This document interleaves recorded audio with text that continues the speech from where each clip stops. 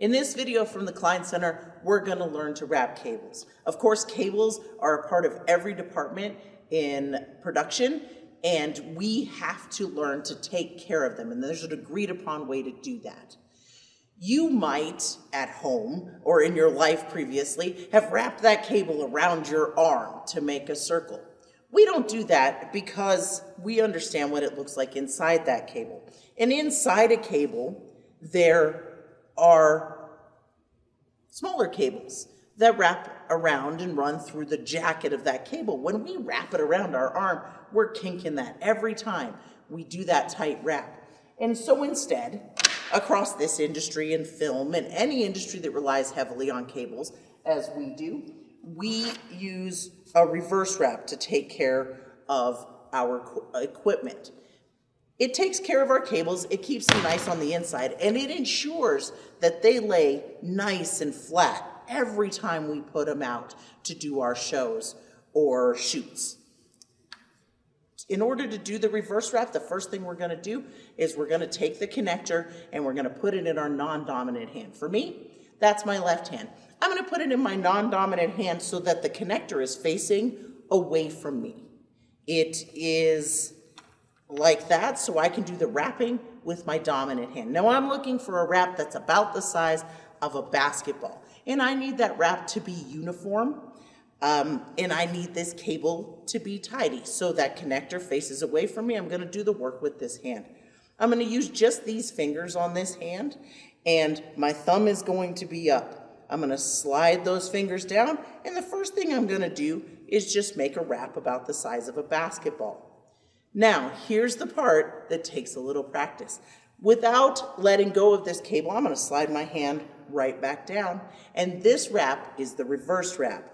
That's the name of this type of wrapping.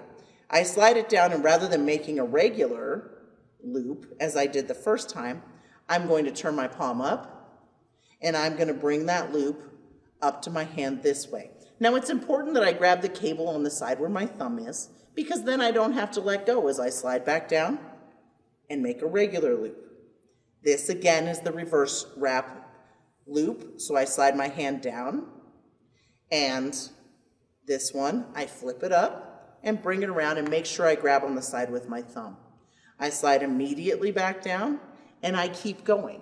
By doing this, I can get a really efficient, clean wrap. This arm, every time it slides, it goes the same distance. It's measuring for me as I go through.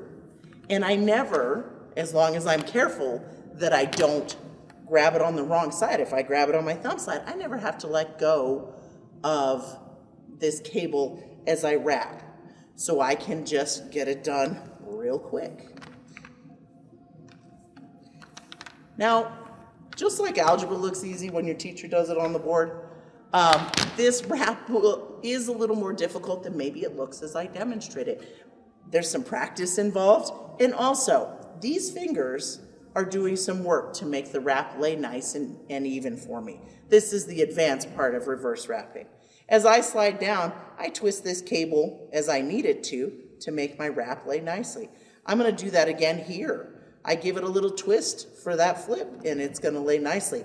These fingers actually, each time, are helping me roll the cable to get a really great wrap. So once you're comfortable with the regular wrap, the flip for the reverse wrap, grabbing it on the thumb side, the next thing you're going to start working on is making sure you can roll that cable so you're getting a basketball-sized, uniform wrap.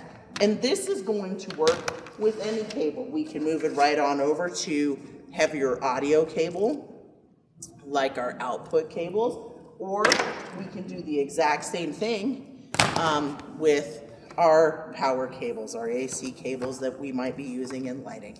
The same technique, same results. This is the reverse wrap.